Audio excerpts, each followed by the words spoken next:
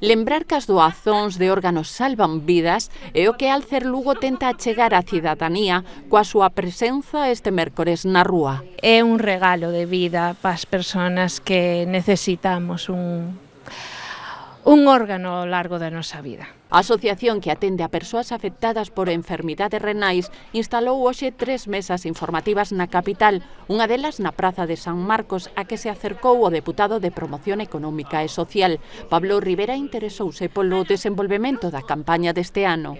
Para nós é moi importante colaborar con ese grande arena, xa non só económico, sino tamén de visibilidade, a estas asociacións que inicialmente nacían cunha vocación reivindicativa, pero porque alguén non asuma as súas competencias se acabaron convertindo en asociacións que prestan servicios directos á cidadanía, non?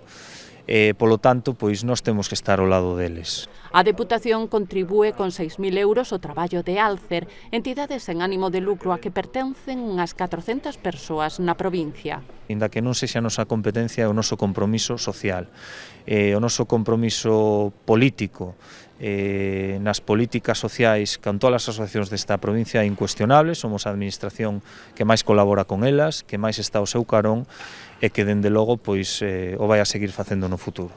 Segundo os datos que manexa Alcer, en Galicia hai 193 pacientes pendentes de doazóns. Delas, 131 son de ril, 24 de fígado, 19 de páncreas, 13 de corazón e 6 de pulmón. Hai que darse conta que unha sola persona pode salvar moitísimas vidas. Pendente sempre da calidade de vida dos doentes, Alcer aproveitou para pedir a colaboración da veciñanza para financiar un dos seus proxectos. Para que os pacientes que se encontran en tratamento de diálisis 3 veces a semana podan realizar exercicio físico ao mesmo tempo que están en tratamento. Podedes entrar na páxina das termas, está o concurso das termas Suma, ou colledes o código QR. Poñedes o vosso correo electrónico, cubrides uns datos e vanvos enviar un correo electrónico. E no correo electrónico tedes que validar o voto. Agradeceríamos moito o vosso apoio.